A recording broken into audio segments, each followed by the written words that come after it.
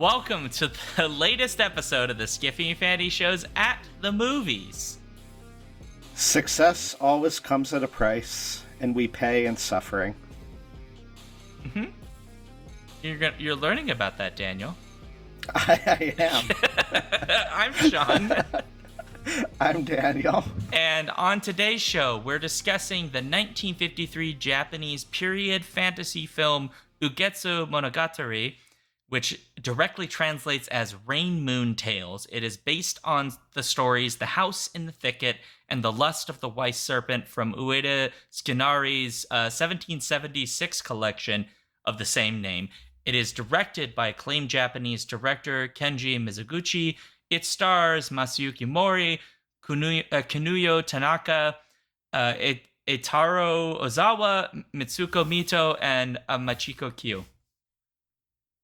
Before we get into our discussion of the movie, a reminder to our listeners to please share your questions and comments with us at skiffyandfantasy.com/listener suggestions. If you aren't already, join us for Twitch for Shaun's Alphabet streams every Friday at 7 p.m. Central to be part of our interactive live streaming format. Finally, be sure to review and spread the word about our show, help support us through our Patreon, be part of our Torture Cinema polls, live watches, or other special Patreon-only events on Discord. Perfect. All right, so Daniel, who wrote the script and left Event Horizon in the script, even though we're not talking about that, and so you will now have to explain what this movie is about.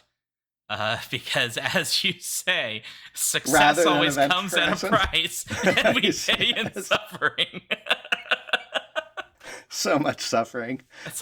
Ugetsu takes place in the mid-1500s in Japan, in the Omi province, which is sort of central Japan.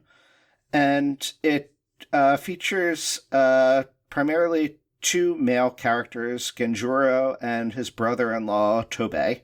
Genjuro, they're both peasants, they're both farmers, but they both sort of dream of a better life, or what they imagine to be a better life.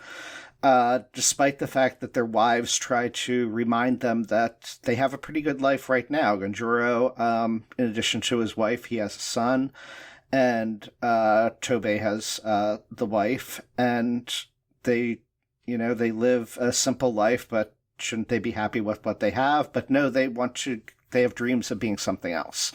Genjuro, in his spare time, also does pottery, and he's trying to make a living of that art, though primarily making it just to try to get more money than he does by farming. So he goes into nearby towns to sell his pottery. Tobei comes along to help him, but really Tobei just wants to get some money because he dreams of becoming a samurai.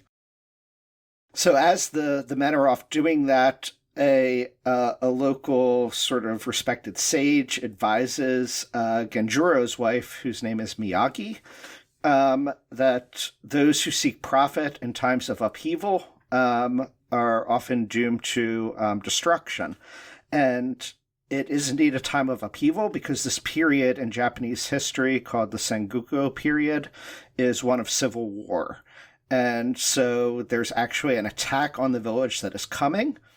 And so after the men come back from the village with a bit of money, they basically have to flee mid making new pottery. And the village is attacked. They're fleeing, but their plans are to take the pottery and sell it in another nearby city. They cross on a boat, a lake, that is going to take them away from the marauding armies and get to this other city where they can sell the wares.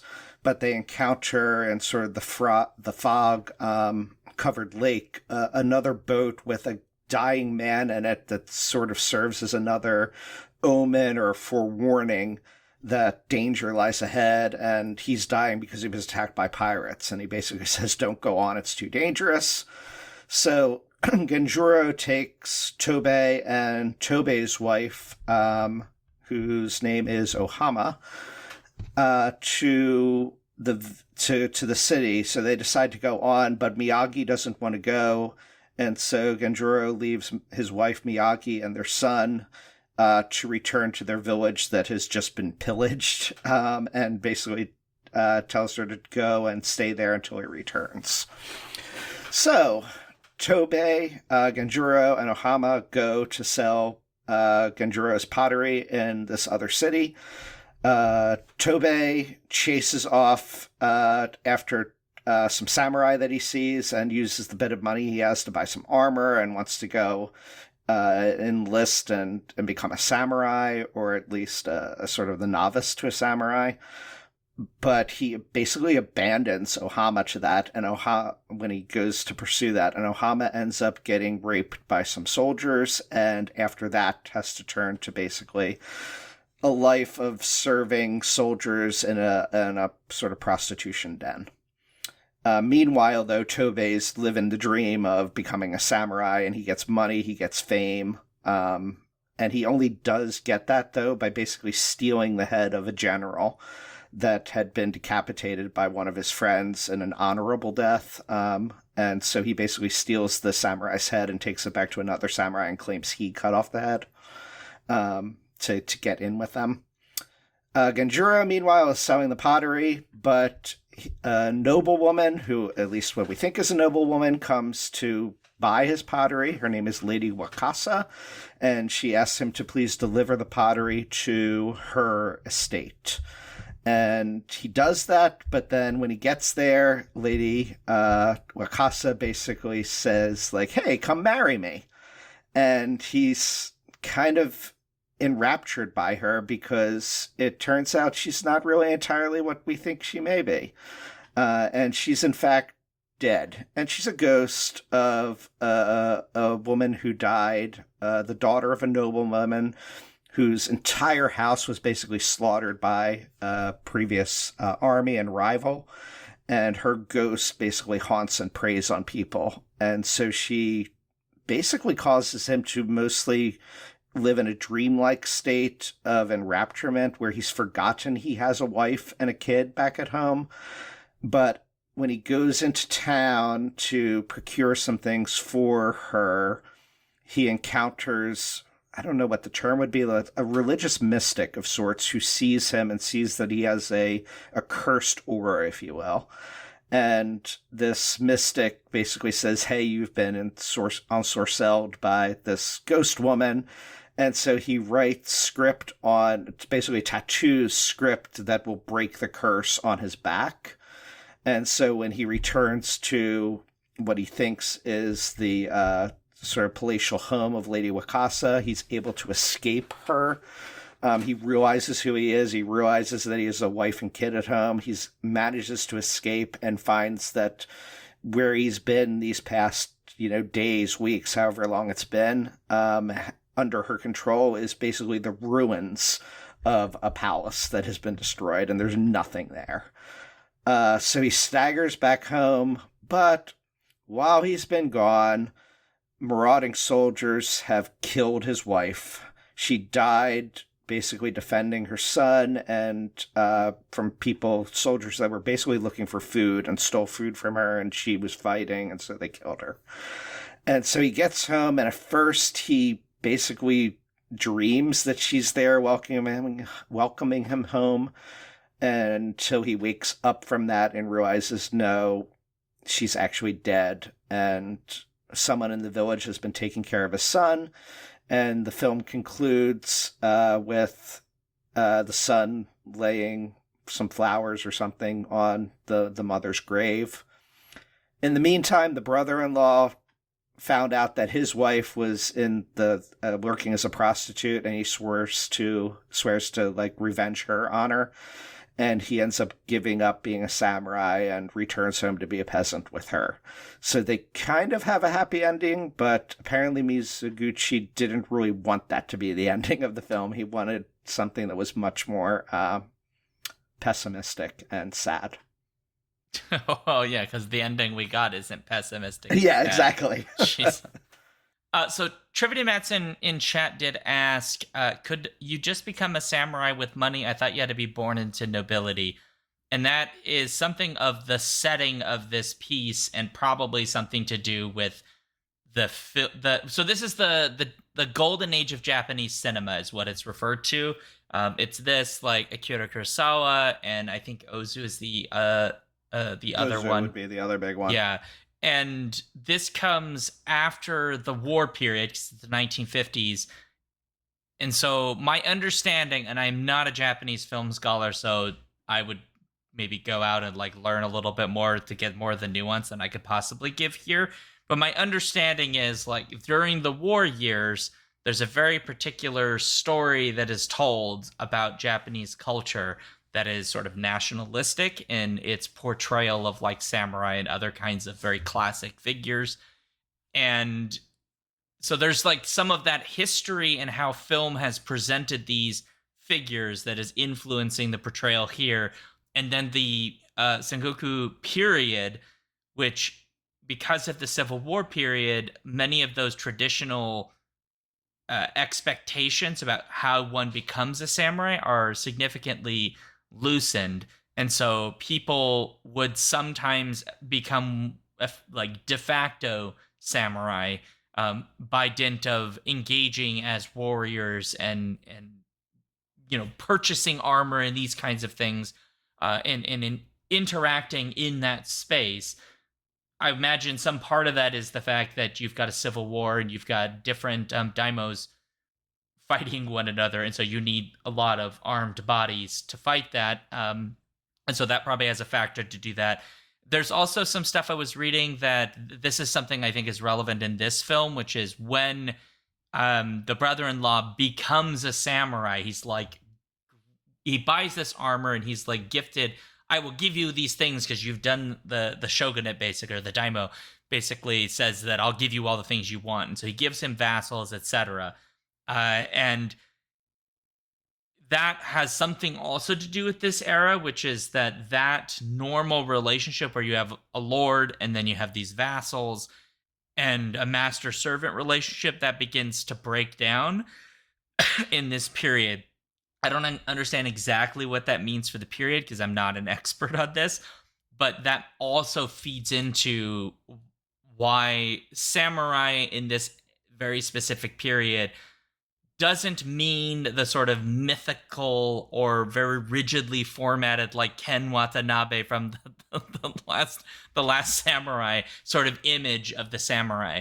I think that those two factors are like feeding into the portrayal here. I mean, the samurai don't come across here as good people by any stretch. Every single one of them is presented in this film as violent, indiscriminately killing and stealing from the top down. And it just gets worse the further down the sort of pecking order you get, the lengths to which people will go. So, like, the brother-in-law's wife who is, brutally sexually assaulted, right? It's not shown graphically to us, thankfully. But she's assaulted by, as far as I can tell, nobody of any specific consequence, except that they're wearing the armor and they're clearly part of this invading force that is here. And so she's just in the wrong place and they just abuse her. Or Miyagi, who is murdered, right? She's like walking in the woods on a mountain trail trying to escape, and it's two or three people who appear to be like low-level members of the military who are just starving, and the fight that ensues leads to them killing her rather tragically. So I don't know. Well, these men themselves... Yeah, go on. These men themselves, the sort of lowly men that kill her, they're just ordinary, normal peasant men from other villages that have been raided, right? Because when the army arrives, the reason why they arrive is to get food, to steal money, but also to take all the men into recruiting new people for the army. Yeah. So it's basically they capture these men and make them fight for them. And the women they take for pleasure. And to do with as they please. Yes. And so this is also very much like the brother-in-law doesn't see this for what it is. He sees it as something noble and manly. That this is, as a masculine member of society, I am useless as a peasant. I should be, to really be noble and worthwhile and be a man, I should be out there fighting. And the best way to do that is to be a samurai and have that sort of honor and nobility that comes along, and the success and the riches that come along with that, right? But he very much craves being more of an esteemed man in society. And my understanding is that this plays in not as much to what was going on in the mid 1500s, but what Japan was wrestling with post World War II, where the exact same things happened during Imperial Japan and during World War II, where, men fought because they thought that was what one did to be a man, and it was honorable. And there were women that were basically taken and used to do with what they wanted to do. And it was okay because I'm not saying it was considered okay amongst them because it was part of the imperial necessities. And so the film Ugetsu, in that regard, I think is very much a commentary, or thought to be at least by many, a commentary on post-war Japan, or by post-war Japan, on what society had men do during World War II. Yeah, I agree with you that he almost like views the samurai very childishly, because nothing he tells us about why he wants to be a samurai has anything to do with what we're shown they're actually doing in this, right? No, and he's well aware what's happening, right? They're told explicitly this other daimyo's army is coming to destroy your lord, essentially your daimyo. And so he's very well aware that the people coming, they're not there to be friends. They're there to conquer, to take, to steal, all of these things. But yet he views it as this, like, if I wear this, somehow I'm important, because as a peasant, he's not. I mean, he is. He's just important to other people in his circle. But to the wider society, like, nobody respects any of the peasants, right? They don't value them. They're at the very bottom of this pecking order. But yet he does have a wife who cares about him, and it's only when his failure to be there for his brother-in-law and be there for his wife, that failure in seeking his own ambitions, his childish ambitions, that ultimately leads to him both giving up what he has wanted since the beginning of this story, but also realizing how much he could have potentially lost by seeking all of this, as you say in the tagline, right? Like, success comes with a cost, right? And the cost is really quite severe for these characters, right? In pursuing success in a time of very great danger, they all almost lose literally everything, right? And they're warned repeatedly by the women in the film, constantly, or by spiritual people, that this is a dangerous route to take. And before Genjuro decides to go to this other city to sell his pottery and try to, get more money out of it, he does that because he gets a fair amount of money from the first, stab at this. And he's like, look what I got. I could be getting so much more. War is good for business. Yep. And his wife, Miyagi, says to him, you got lucky this one time, but think what might happen if it doesn't go as well. Think of what might happen if disaster happens to all of us and what we might lose. But his, narrow focus is not on that at all. And so he like typical male fashion, brushes her aside and just says, no, it'll be fine. We're going to do this. Even though the thing that she says to him is, because he brings home, right, a kimono, like a real kimono, yes, with a beautiful design, right? And And he was like, he feels so proud of himself. Like, I've always wanted to give this to you, and I had given it to you. And she obviously likes it, and she loves it. But the thing she says is, the kimono itself isn't the thing that mattered to me. It's your kindness. That is what makes me happy. It's that you thought of me. That you wanted to give this. You wanted me to have something. You wanted to treat me. You wanted to show through a gift or some other action your care for us. That's what she says, and he doesn't hear what he hears is buy more expensive stuff, not just do nice things for my wife, right? Which is what can mean many different things. That's the lesson he should have heard, which is if I just show my wife kindness and show her I care for her, even if we don't have money, she'll be happy because it's us and enjoy the together. Happiness we have here together. Yeah. Yep. The women are all smarter in this. Oh, yeah, by 100%. Far and away. Yeah. And this is the first film that I've actually gotten to see by the director, whose name I'm blanking on, Mizoguchi. Yeah. I've seen a lot of Yasujiro Ozu. I've seen, like, The Seventh Samurai, but I haven't... seen any Mizoguchi until this, but apparently that's a frequent theme in his movies of women being far more intelligent, far more perceptive, and men not listening to them. Yeah. It's a contrast that's there between what men's ambitions are and how they manifest versus how women's ambitions are manifest. Because both of the women here only really just want their husbands at home, working at home, doing what they do in this case, farmers, right? Doing that really well. And that's it. They don't really, none of them ask for riches. None of them ask for any of these things. But the men all seem to place their worth in what they're able to acquire, the material, right? They look in the material representations, whereas the women mostly don't seem in this to care, and don't even talk about the child, because I don't think the child says a darn thing in this.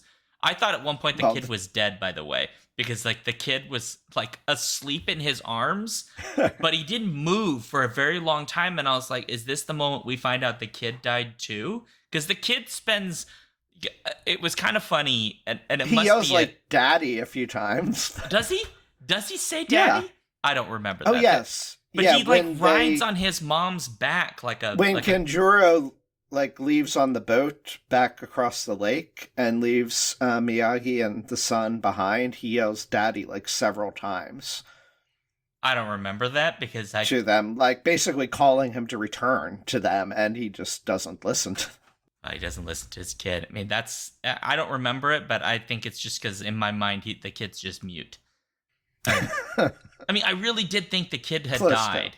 I thought that he was holding the dead body of his kid in the end sequence because the kid doesn't move. Dark. Yeah. Well, that would be the darker story. Yes. Yeah. But what you were saying before about what the sort of what the women want and manifest versus what the men want to manifest, that's also true. What I find interesting about the character of Genjuro is he has this artistic side to him that his brother-in-law does not have. His brother-in-law is purely after material things and fame. Fortune and glory, kid. Fortune and glory. That's basically what his line is. But Genjuro, he's not... He is after wealth because he wants this wealth to be able to buy things for his wife, who he loves, buy things for his kid. He wants more success than he has. But he also has sort of this artistic pursuit of pottery. And one of the interesting things is that she doesn't have any problem with that. She helps him with the pottery. Miyagi helps him with his pottery. She supports him in that throughout. The issue is just when he wants to do risky things and leave her behind to try to get money for the pottery. Yeah. If he was just sort of devoted to the artistry of it and for doing it for art's sake, there'd be no issue. It's the idea he wants to capitalize from it and actually make money on that art, where it starts becoming an issue. And so I think there's also somewhat of a commentary about art and the commoditization of art that goes on in this movie as well, in that regard. Bit. Yeah, I think a little bit. There's some aspect of that. When he meets the lady, for example, and he sees his cups and things in her palace, he remarks, almost like crying almost, he's like overwrought with emotion about the idea that, somebody so important as her would want his things, that his little trinkets would be in such a grand space. The irony is he even says, like, my little pieces don't deserve to be here with you. And but, like, his little pieces are, as far as we can tell, remarkably well done.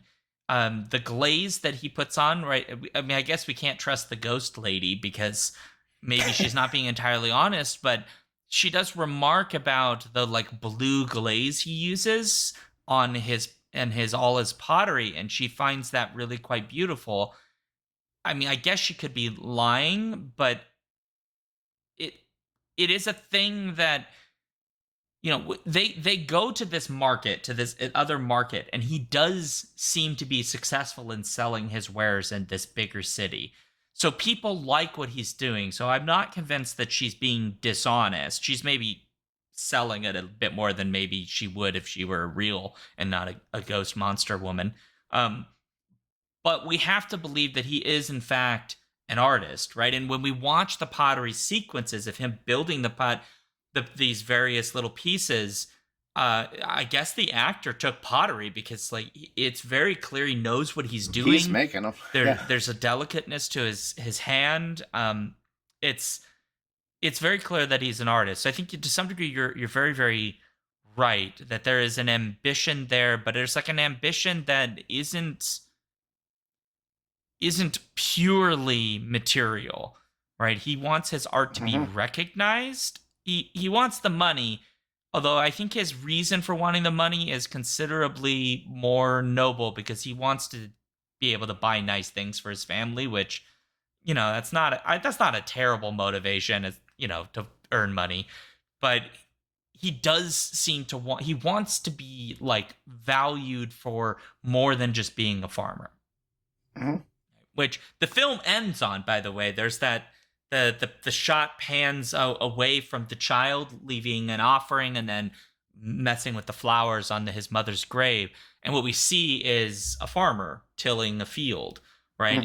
And all we see is, like, fields in the distance, in the wilderness. And so the image at the end is almost suggesting that the idea here is not to seek material wealth for some, especially for the brother-in-law whose motivations are not pure in the slightest, but rather that the simple life is infinitely greater.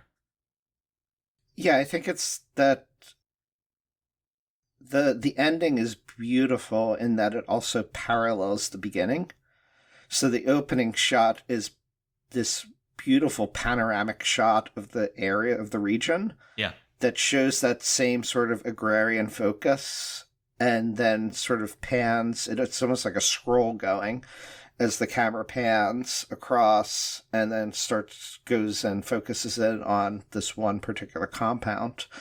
And the ending kind of reverses all of that. And I agree completely that it's nailing that theme down, that spiritual fulfillment and happiness lie elsewhere than the material. Yeah, I would agree.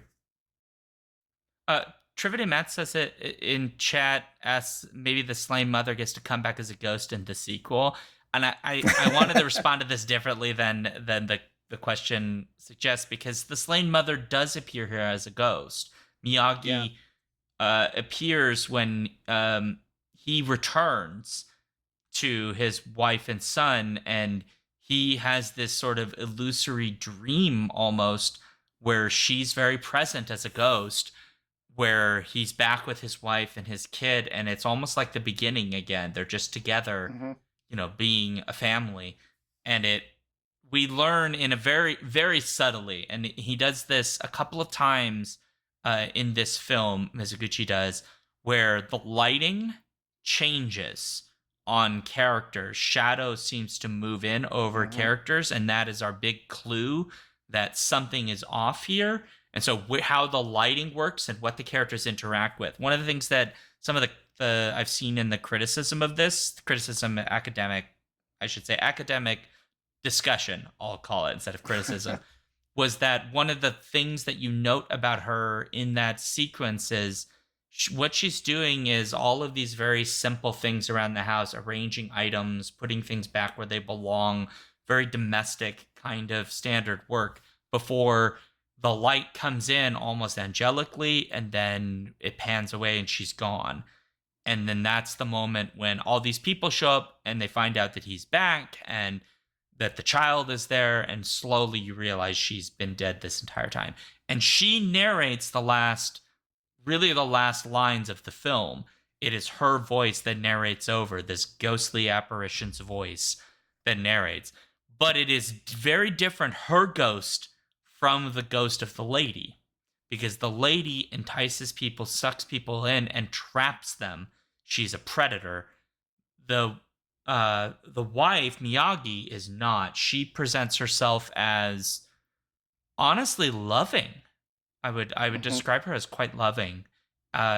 Particularly given that he's returning home, and if I recall correctly from the words she says to them in their conversation, he comes back, repentant, realizing he was in the wrong, that he's done a very stupid thing. He's just so glad that she's okay, that everything's okay, and they can return to how life was.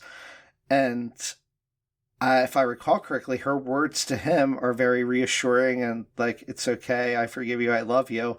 But her words also have that sense, if I recall, that she's saying other things to him, like, I'm not here anymore. Like, she's basically, through her words, saying, I'm dead, I'm gone. And he doesn't hear those. He just hears, the I forgive you, you'll be okay, the reassurances. But she very carefully doesn't say things and respond to him in terms of her being okay and still alive. And very so much. it's a brilliant scene from that aspect of directing, of the cinematography, the lighting, the script. This whole movie is, in a way, it's easy to see why it's been such an influential movie for a lot of film directors, and, ranking up there as one of the greatest films ever made. I can completely see that. And that scene at the end is one example of that. There's a lot of really excellent sequences in this film. He does really excellent work of I don't know my shot compositions very well anymore. I used to have the language down better, but these sort of like medium shots to wide shots. Medium and wide is pretty much all that's used. Yeah, the wide shots in particular. I was thinking like Miyagi's Death, right? Which, if I recall, begins as this wide shot, and it's like one take, and then it scrolls over, pans over, to give us the rest of the shot, which is eventually her death. And by doing that, it like flips the directions of things because of the way it's like on a crane or something. And so the way it moves, like the lines all flip. And so there's like a reversal that almost like visually symbolizes the reversal of her condition as moving from living to dead. Right. And there's this shift that happens. And there's another thing that I was reading about that there's a Chiharu has an essay called History and Film Style on Absent Cause in Mizoguchi's films from the 50s. It's a mouthful, but I wanted people to be able to find it. They want to read it. The PDF, I think, is free. But if you can't get it, I don't know, send me a message and I can get it for you if you want to read it. But he writes this great little thing that applies to Ugetsu in particular about the way the camera works in this. And it's not just this film. He does in a bunch of different films, but specifically this one I think is really, really, really good. And what he says is that in Mizoguchi's war and wartime films, The camera moves as if the diegetic world existed independently of the camera. So diegetic meaning in the context of, and what he means here in the context of the film is that what the audience experiences and what is being shown subjectively in the film itself are the same thing, right? There's no sort of subterfuge there. And so this autonomy of the camera movement as narrators found less in his post-war films. For Birch, it revealed an inclination towards the economics of Western dramaturgy in the mode of classical Hollywood cinema. This change can be analyzed as a difference in the relationship between the camera and diegetic reality. The camera's function in the 30s and 40s stays rather stable in relation to the diegetic world. The reality of diegesis was stabilized on one level, and the camera moved within it independently. So basically, what the camera shows us is effectively what we get. Whatever the characters are experiencing in that world, whatever the camera shows us in that world, the subjective experience within that is the same experience we're getting from outside of it. And so essentially reality remains stable. And so the reality in the 1950s, the relation of the camera to the diegetic reality is not constant. And that is true here because there are multiple sequences, including the one we were just kind of talking about towards the end here, where we enter a scene and what looks to be the sort of subjective reality for the character and what we are visually seeing are different things, right? They think, the husband, for example, he thinks that he is in this palace with these people. And we learn over time that actually none of that is real. What we've been shown is objectively not true. And that happens at the end. It happens a bunch of different sequences where things that seem like they would be one thing are actually something else. And the camera catches that very subtly, where it presents to us something that we would take at face value if we were reading this as a film that was being direct at all times. And in many cases, the reality of this film fluctuates as you go through it. Honestly, it's super clever to do because it's I think a thing that we just kind of take for granted now, like a character today would like be in a dream state, and one of two things would happen. The dream state would be presented, and it would be presented in a way like we just know. The character's in a dream state, they don't know it, but we know it, right? Or they would do the thing, which is what this film does, where neither one of us actually knows which reality is on offer at this moment, right? Except the character thinks that one thing is true, and we don't know in this moment if it is, because we've been tricked before to think something's real that wasn't.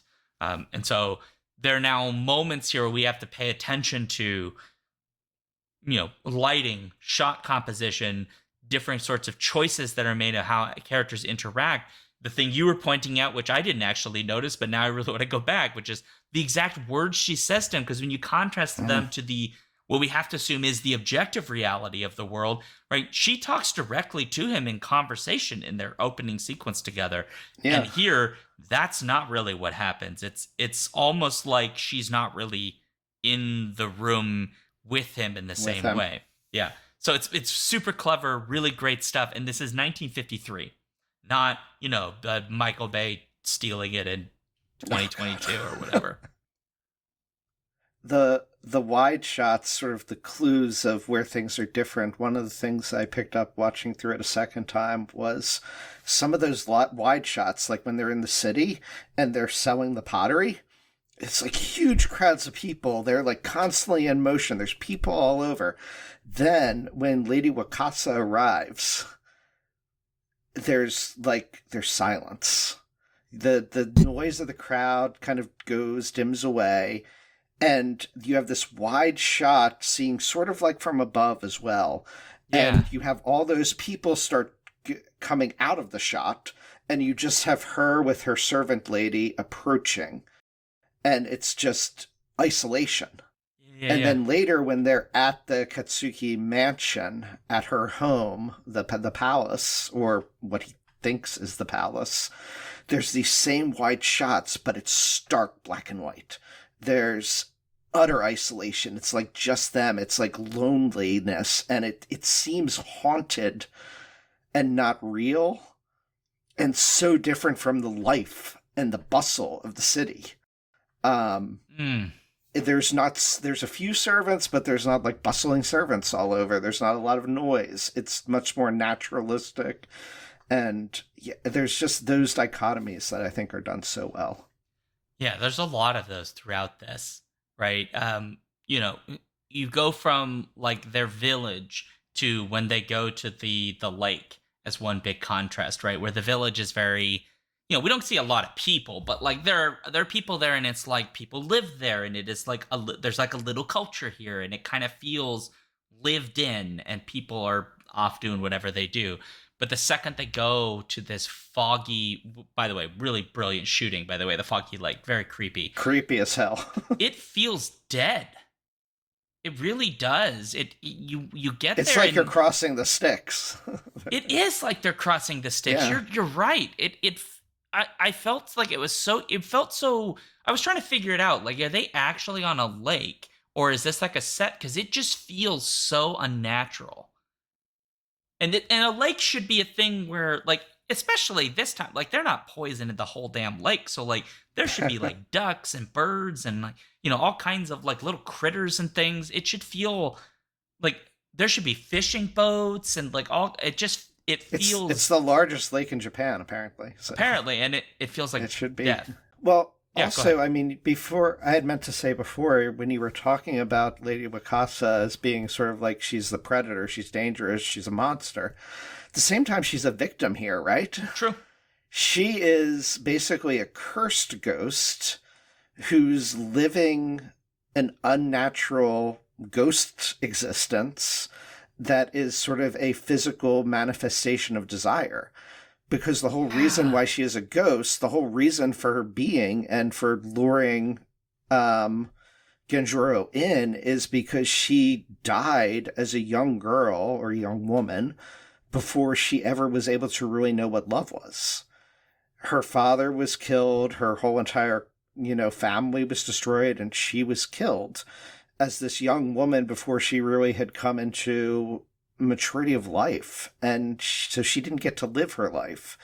And what's evil about her is not her as much as she has been turned, or at least some aspect of her has been turned into a bastardization, something evil and demonic, if you will, of pure desire, of feeding off of others to fulfill something she wasn't able to have in life.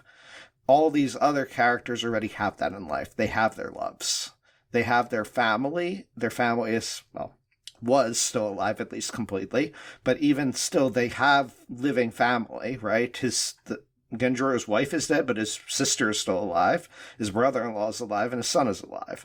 And so there's that contrast again, too. And so that ghost, yes, is evil, but at the same time, it's not she that was evil.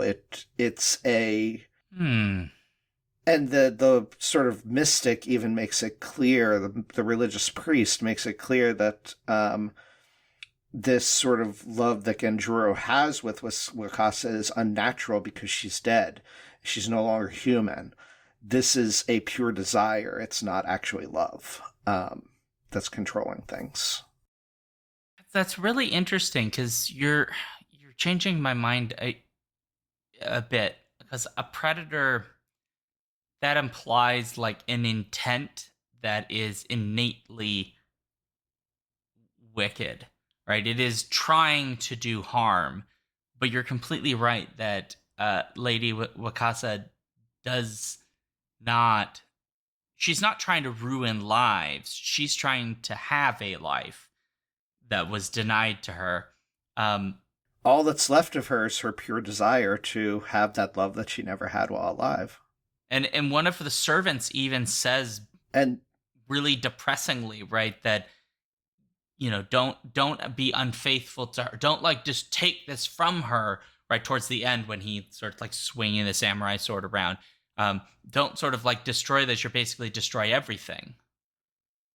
And you're right, because like if that's the only desire she has left, and that is the only thing left of her is this desire, then to deny it is like almost like killing her, which is really depressing once you when you remember that, like, how she got in But this it's the state. acceptance that she is dead, as horrible as it is that she was killed Unfortunately, yeah. Do you know by what terrible other people. she has these Yeah, I don't know. I don't know what that was. The sort of like dark smudges makeup or or dark shadows. Yeah. I don't know. Okay, well, it wasn't just you then. Yeah, because I was assuming something from Japanese tradition, maybe, and from certain styles of Japanese theater, but I honestly don't. I'm not familiar enough to know. Yeah. Okay. Well, maybe if somebody does, because let us know. I couldn't figure it out. Yeah, because I was curious as well. Yeah. So before we finish up, one of the main things I did want to talk about, and I'm curious on your opinion, is the music. Oh, yeah. In this film. I think we should talk about the music. And what you just said reminded me of that, because to me, the music is just exceptionally haunting. And I don't know how much of that is sort of like a Westerner looking at Japanese music and saying, oh, the Japanese style is haunting, and to them it's just normal. Or if it's really meant to be, I'm assuming it's meant to be haunting, at least to some regard, and creepy. But again, I'm not as familiar enough with Japanese culture in that regard of the music, to definitively speak on it. But the effect it had was definitely like achingly beautiful and haunting. The groans, the vocalization, the chanting, that was interspersed with the flute and the drums and harp and all the others. Amazing. It's very interesting. I knew immediately that it was the music that is often associated with kabuki theater. And I knew that only because, not because I'm some like magic genius. I took an Asian arts class in community college, and one of the things that we covered with Japan was some of the theater forms of Japan. And so I did a little bit of research on kabuki. I'm not an expert by any stretch, but I knew immediately that this was some of the music in this was inspired by and deployed in kabuki theater. And then I looked it up, and it turns out I was totally right. And so there's elements of that. The composer, or at least the main composer, is Fumio Hayazaka, and apparently he wanted he thought that Japanese film should have Japanese music, although there are other influences here. There are some Western influences in some parts of it, and then there were some other composers brought in, I guess, to add some more authentic sound from the period. I don't know exactly what that is. But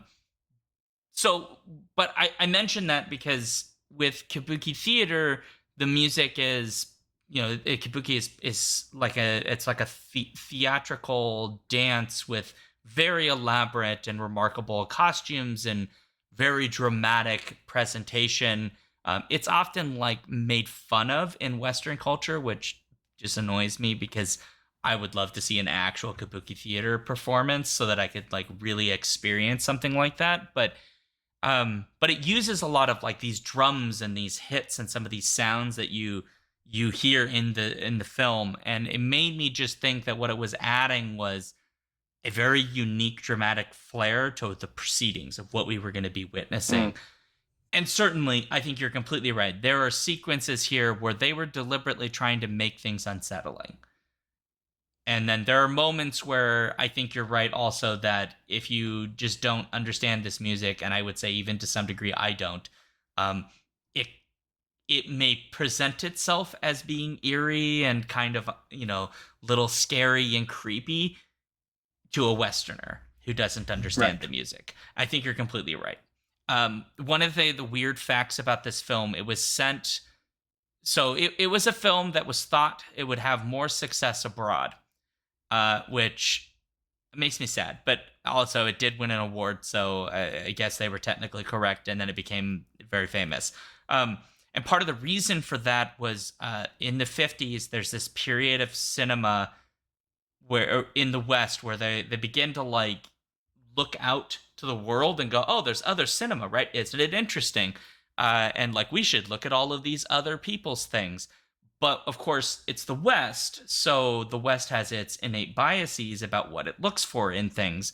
And one of the things that comes up in a lot of the literature on it is this idea of like Japanese-ness or Japanness, of like things must feel sufficiently Japanese for us to like really be interested in it. And if it's not Japanese enough, it's not foreign and exotic enough. This is sort of a super reductive way of thinking of it. And so there was like an element of that, of like, oh, this film feels very much like what Westerners would think of a Japanese film to contain, which, fair enough, it involves samurai and, you know, farmer lives, a lot of the Japanese musical stylings, lots of different, like, you know, cultural elements that are throughout the story. It's based on very classic Japanese, like ghost tales, essentially. So in a lot of ways, it very much represents Japanness, whatever we call that. So that's probably also a factor then in how the music's received by the West, as they see it as, for especially in 1953, where like right, they don't know a damn thing. Yeah. Even more though, in some ways, watching it in 2025, because these movies are classics, right? They're classics because they are exceptional, but they're also classics because they become the cliche, right? They weren't necessarily cliched at their time, but when you, like, if you watch like a 1940s film noir or something, it might seem cliche now, but that's because we've seen, you know, tons of cliches and, comic versions of film noir. Yeah.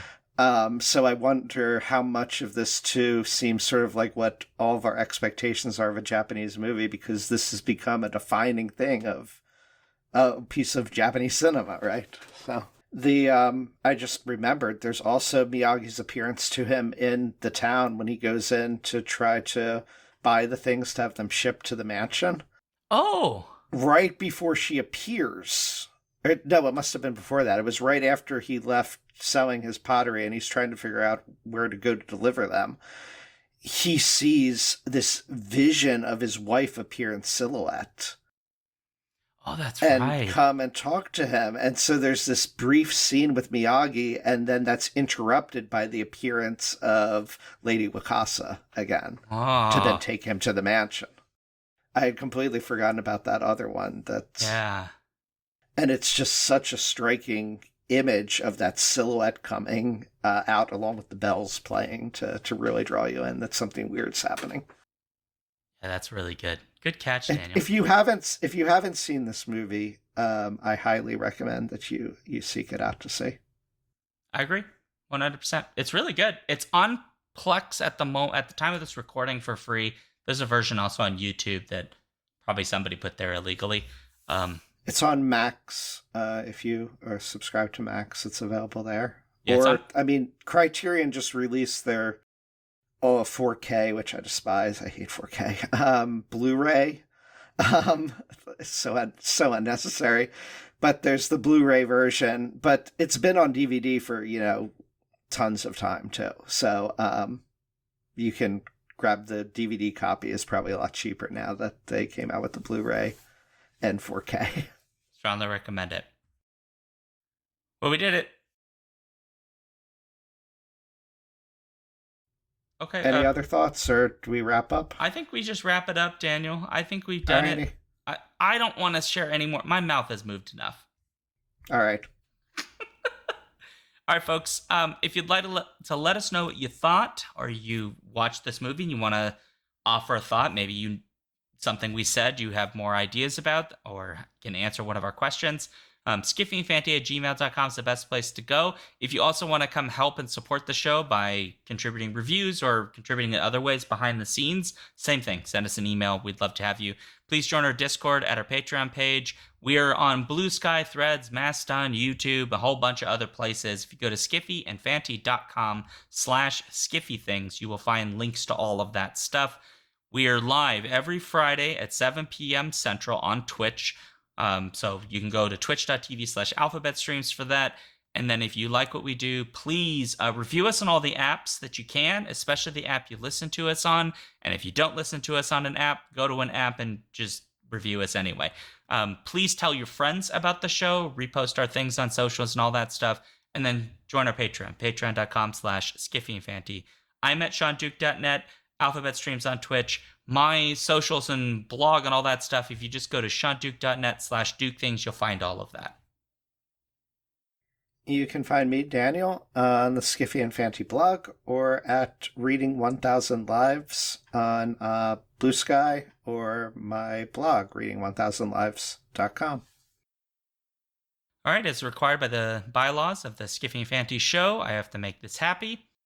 And so Daniel and I are very pleased to announce that we will be clearing out our retirement accounts and buying a remote mountain cabin on a big old hill in the middle of nowhere, and we are going to spend the rest of our lives reading books and things and just enjoying tea and general merriment and those kinds of things, and occasionally a very good scotch, mostly for Daniel. Perfect. Right? And on that note, happy ending and scene.